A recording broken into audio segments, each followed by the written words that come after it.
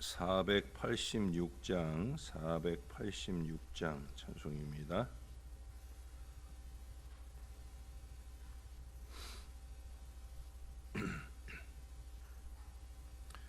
이 세상에 근심된 일이 많고 참 평안을 몰랐구나. 내 주 예수 날 오라 부르시니 곧 평안이 쉬리로다. 주 예수의 구원의 은혜로다. 참 기쁘고 즐겁구나. 그 은혜를 영원히 누리겠네. 곧 평안이 쉬리로다. 이 세상에 곤고한 일이 많고 참 쉬는 날 없었구나. 내 주 예수 날 사랑하시오니 곧 평안이 쉬리로다. 주 예수의 구원의 은혜로다. 참 기쁘고 즐겁구나. 그 은혜를 영원히 누리겠네. 곧 평안이 쉬리로다. 이 세상에 죄악된 일이 많고 참 죽을 일 쌓였구나. 내 주 예수 날 건져 주시오니 곧 평안이 쉬리로다. 주 예수의 구원의 은혜로다. 참 기쁘고 즐겁구나. 그 은혜를 영원히 누리겠네. 곧 평안이 쉬리로다. 아멘. 그 다음 찬송 한 장 더 하겠습니다. 487장 찬송입니다. 어둠 후에 빛이 오며 바람 분 후에 잔잔하고 소나기 후에 햇빛 나며 수고한 후에 쉼이 있네.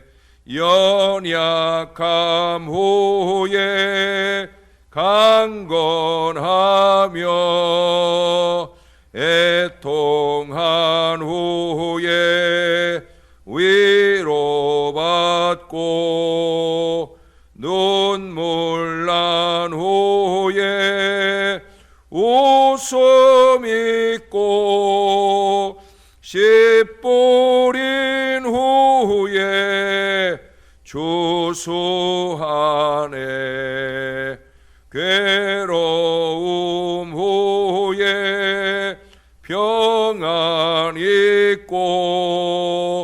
슬퍼한 후에 기쁨 있고 멀어진 후에 가까우며 고독함 후에 친구 있네. 고생한 후에 기쁨 있고 십자가 후에 영광 있고 죽음 온 후에 영생하니 이러한 도가 진리로다.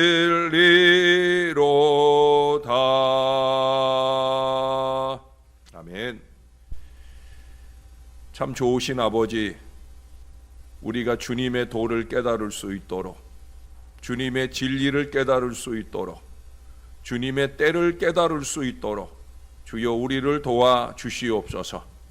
이 세상에 근심된 일도 곤고한 일도 낙심한 일도 많지만 그럼에도 불구하고 기도하는 우리는 늘 믿음의 희망을 갖게 하시고 주님의 때를 바라고 의지하며 간절한 기도에 귀한 신앙을 이어가는 하나님 사람들 되게 하여 주시옵소서. 주님이 이 아침에도 우리로 하여금 기도하라고 부르셨사오니 우중에 오고 가는 모든 걸음을 안전히 지켜주시고 기도하는 입술에 신령함을 더하여 주시옵소서. 감사합니다. 예수님 이름으로 기도합니다. 아멘. 다니엘서 7장으로 가겠습니다. 오늘 본문은 7장 1절에서 8절까지 오늘 말씀입니다. 제 7장. 바벨론 벨사살 왕 원년에 다니엘이 그의 침상에서 꿈을 꾸며 머릿속으로 환상을 받고 그 꿈을 기록하며 그 일의 대략을 진술하니라. 다니엘이 진술하여 이르되, 내가 밤에 환상을 보았는데 하늘에 내 바람이 큰 바다로 몰려 부리더니 큰 짐승 넷이 바다에서 나왔는데 그 모양이 각각 다르더라. 첫째는 사자와 같은데 독수리의 날개가 있더니 내가 보는 중에 그 날개가 뽑혔고 또 땅에서 들려서 사람처럼 두 발로 서게 함을 받았으며 또 사람의 마음을 받았더라.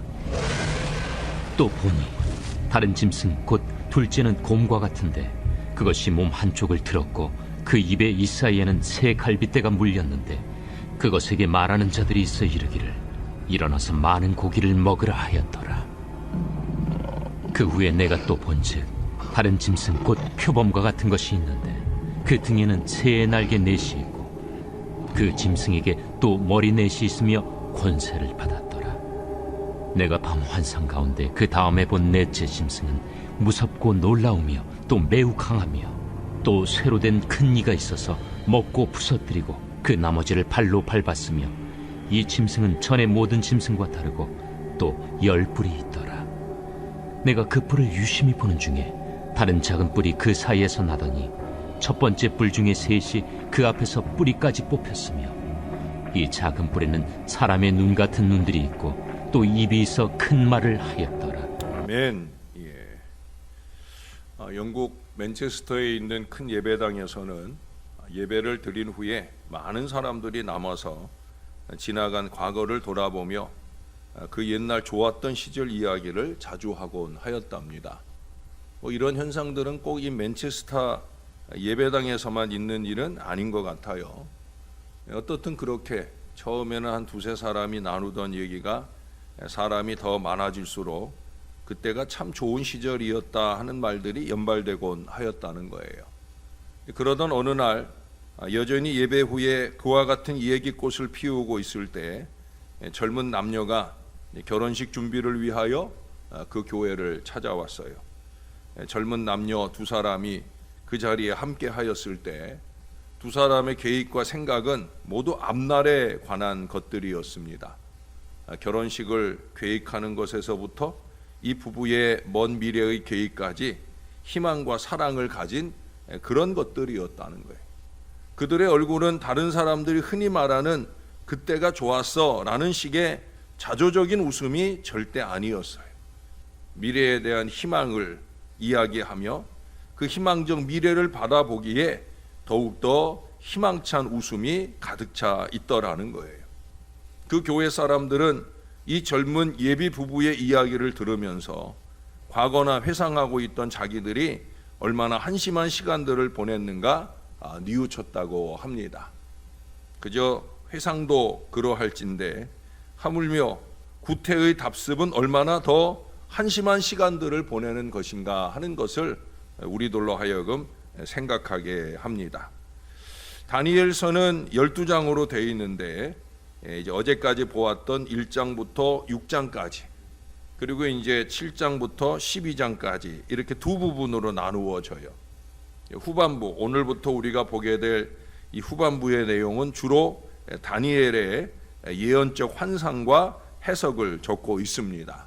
사실은 다니엘서에서는 지금까지 본 내용은 이야기체처럼 그렇게 우리가 이해하기가 좋은데 오늘부터는 조금 환상의 이야기들로 어렵기도 합니다. 어떻든 오늘 본문에서 다니엘이 꿈속에서 네 짐승의 환상을 봤는데 그때는 바벨론 왕 벨사살 원년이었습니다. 그러니까 다시 이제 환상 이야기로 들어가면서 그동안 이제 역사적인 시간대로 이렇게 오던 게 다시 앞으로 가가지고 벨사살 왕 5장에서 나타났었죠. 그 왕의 원년에 자신이 받은 이제 환상을 얘기하게 되어지는 거예요. 이때는 바벨론 제국이 멸망하기 14년 전인 주전 550년경을 가리킵니다. 하나님이 바벨론에게 환상을 보여주신 때도 하나님이 정하신 것이다 라고 하는 거죠. 하나님께서는 아무런 계획이나 준비가 없이 일하시는 분은 절대 아니셔요. 이는 예수 그리스도를 이 땅에 보내신 것을 통해서도 알 수 있습니다. 예수님께서 오실 가능성이 어느 시대에나 늘 있는 것은 아니에요. 복음서 기자는 때가 참에 예수 그리스도께서 이 땅에 오셨다라고 그렇게 증거해 주고 있습니다. 언제나 모든 일이 그렇습니다. 하나님의 때가 차야 하는 거예요. 인간이 아무리 서두른다고 또 인간이 아무리 나태하게 늦춘다고 해서 되는 게 아니라 하나님께서 하나님의 때에 일하신다라고 하는 거예요. 오늘 다니엘은 잠잘 때 머릿속으로 환상을 받았다고 합니다. 욥기서 33장 15절에도 보면 때때로 하나님께서는 사람이 깊이 잠들 때 자신의 뜻을 그에게 나타내시곤 하셔요. 그러나 아무나 그저 잠자는 사람을 깨우고 환상을 보이고 자신의 뜻을 보여주시는 건 아니죠. 우리가 이미 잘 아는 대로 다니엘은 전에 하던 대로 늘 기도하는 사람이에요. 하루에 3번도 아니 그 이상도 늘 기도하는 사람이에요. 아마 하루에 그의 마지막 기도는 잠자리에서 이루어지지 않았을까. 제 자신을 돌아보면 그렇거든요. 그 잠자리에 누워 그는 하나님 앞에 기도했을 거예요. 기도하며 잠든 그에게 하나님은 하나님의 일을 보여주시는 거죠. 그가 잠에서 깨어나자 그 꿈이 너무나 선명하게 다시금 보여지기에 그는 그것을 오늘 기록했다고 말하고 있어요. 자기 동포들에게 먼저 그 일의 대략을 진술하고 그러고도 그것을 기록으로 남깁니다. 왜 그랬겠습니까? 이는 장차 이 일이 성취됨을 보게 될 그 자손들에게 그 내용을 전하여 준비하게 하기 위해서였을 거예요. 또 오늘 우리들로 하여금 이 기록을 보면서 하나님의 어미하심을 깨닫게 하기 위함이었을 거예요. 예레미야나 에스겔서를 잘못 이해한 유대인들은 자기들이 포로 생활로부터 귀환한 후에는 영구적인 평안을 누릴 수 있으리라고 확신을 했어요. 그러나 잘 아시는 대로 이미 그 시기에 무너졌던 이스라엘은 다시금 수천 년의 세월이 지나는 동안 나라 없는 어려움 속에 지나게 되어집니다. 하나님께서는 그래서 이 다니엘 선지자를 통해서 이제 장차 강대국들이 이어지면서 그들이 환난을 당하게 될 것을 그들에게 알려주시고자 하는 거예요.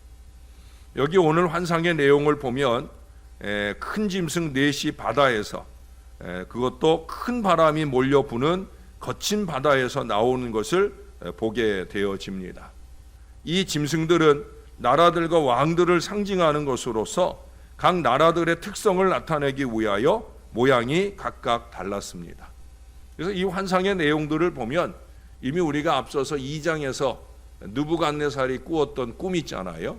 자기가 깨고 나서 그가 다 잊어버렸던 다니엘을 통해서 다시 한번 그 꿈을 상기하게 하고 그 꿈의 내용을 펼쳐 주었을 때 왜 커다란 신상을 중심으로 해서 뭐 머리는 뭐 금머리 뭐 이렇게 쭉 나오는 얘기 있잖아요. 이제 느부갓네살이 보았던 그 환상을 오늘 이 다니엘을 통해서 다시 한번 확인하는 것처럼 보여집니다. 이제 그것은 이제 첫 번째 짐승이 사자가 나오는데 이제 이 사자의 때가 이제 마무리되어져 가고 있는 거예요. 이제 벨사살을 끝으로 이제 나라가 바벨론이 멸망하잖아요. 이제 곧 이 환상들이 실현이 되어질 때가 되었기 때문에 다시 한번 확인하면서 오늘의 신상을 오늘의 이야기들을 보여주고 있는 겁니다. 자, 4절에 보니까 첫째 짐승은 사자 같았다. 이것은 사납고 강대한 바벨론 제국을 보여주는 것으로 그 왕들의 권세는 절대적이었어요. 근데 이 사자는 독수리의 날개를 가졌다 말합니다. 이는 느부갓네살 왕이 아주 빠른 속도로 다른 나라를 정복해 나가는 것을 나타내 주는 거예요. 그러나 다니엘은 곧 그 날개가 뽑힌 것을 보게 됩니다. 조공을 바쳐왔던 여러 속국들이 반역을 하게 되고 그 결과로서 이 날개 달린 사자는 사람처럼 두 발로 서게 되었으며 또 사람의 마음을 받게 되었다라고 합니다.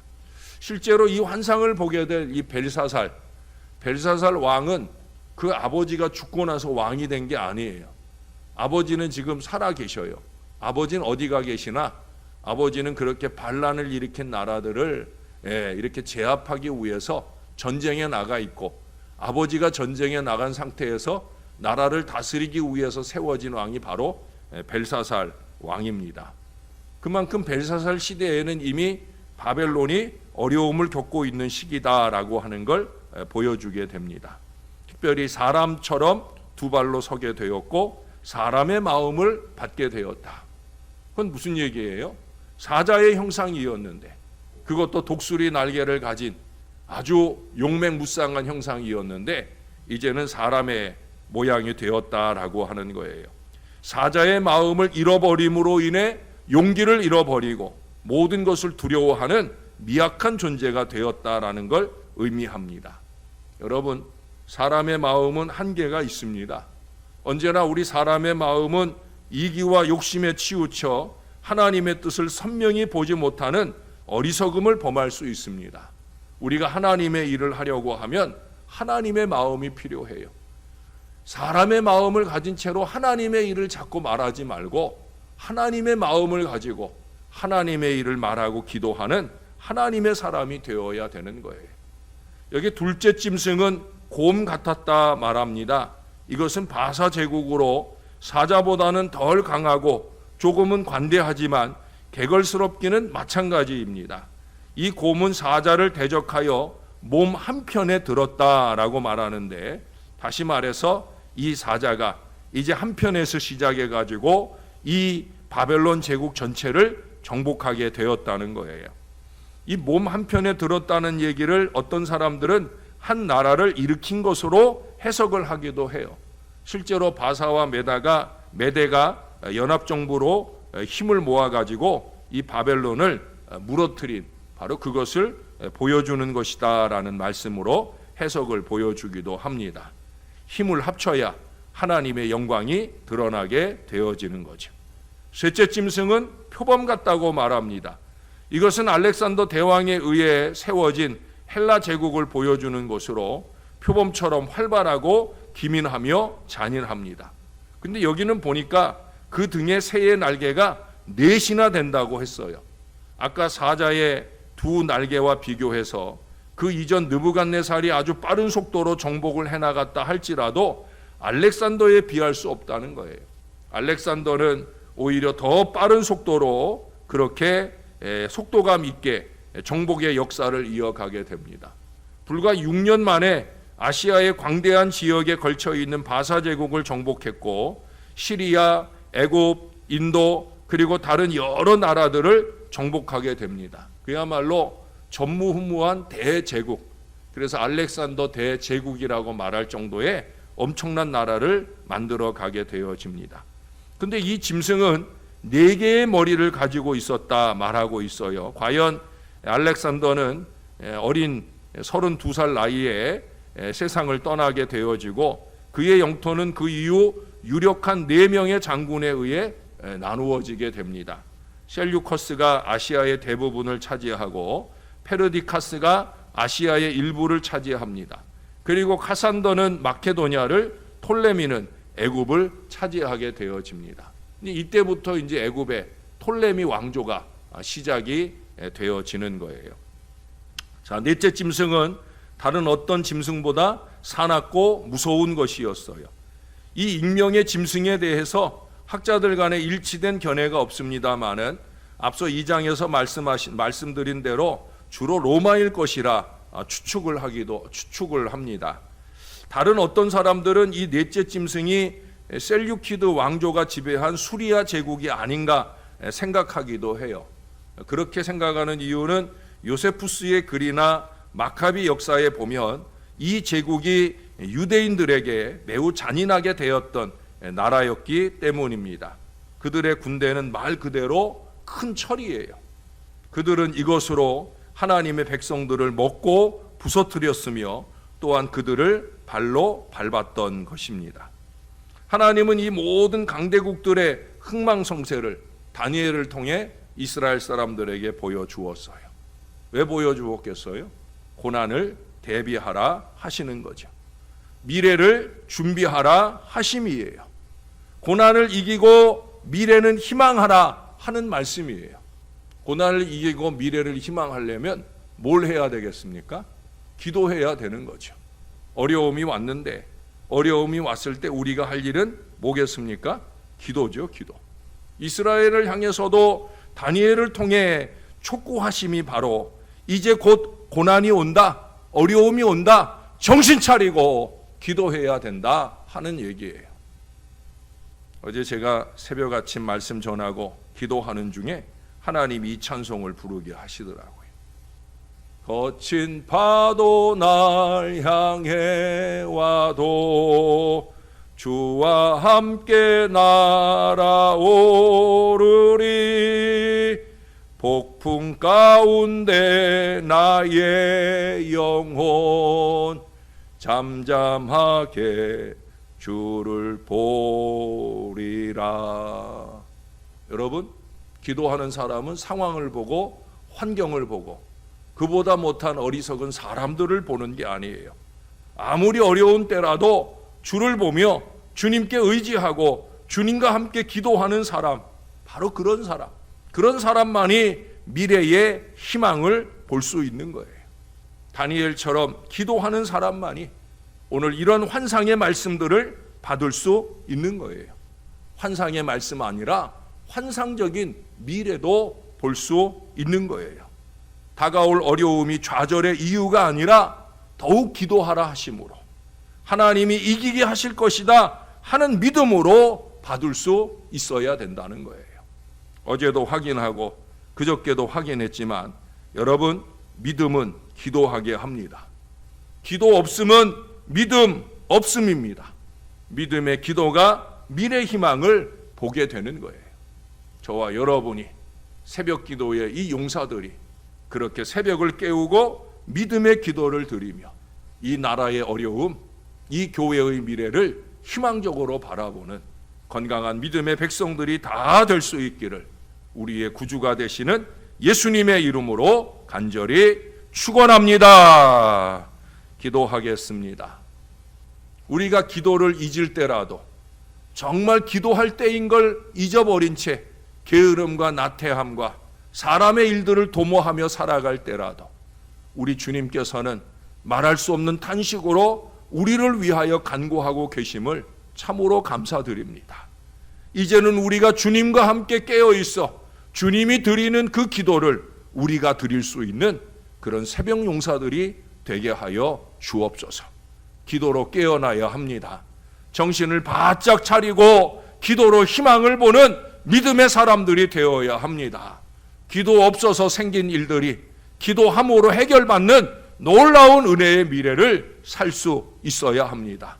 저와 이 모든 주의 자녀들이 그렇게 믿음의 기도로 주와 함께 거친 파도 폭풍 가운데서도 승리의 전진을 이어갈 하나님 사람들 되게 하여 주시옵소서. 요동치는 태풍 한가운데서 잔잔하게 우리 주님을 바라볼 그 믿음이 저와 이 모든 자녀들에게 있게 하시고 주님과 함께 희망적 미래를 기도하고 의지하고 매달릴 수 있도록 도와 주시옵소서. 많은 비 피해로 인해 그보다 더 코로나19의 확진 판정들로 인해 염려와 걱정이 많습니다. 하나님 아버지, 교회의 모처럼 회복된 성전 예배가 다시금 무너지게 될까? 이것이 우리에게 더 큰 걱정이요 염려입니다. 교회가 깨어나게 하시고 더욱더 열심 있는 기도로 매달리게 도와 주시옵소서. 이 시기 우리에게 중요한 것이 무엇인지를 분별하고 그 믿음의 기도로 주님께 매달릴 신령한 사람, 기도의 사람, 믿음의 사람들로 이 제단 안에 넘치게 도와 주시옵소서. 주님께서 우리를 긍휼히 보시사 우리 가운데 평안한 은혜가 이 곤고한 모든 일들이 떠나가고 평안한 놀라운 회복의 역사가 이 나라 구석구석 모든 교회들 가운데 넘칠 수 있게 도와 주시옵소서. 다시 한번 주님께 의지하오니 장마철 오고 가는 주의 백성들의 걸음을 안전하게 지켜주시고 특별히 우리 교회는 운전하시는 분들 많사온데 빗길에 오고 가는 걸음 안전운행 될 수 있도록 그 운전대를 꼭 지켜주시고 영육간에 강건하게 인도하여 주옵소서. 감사드립니다. 예수님 이름으로 기도합니다. 아멘.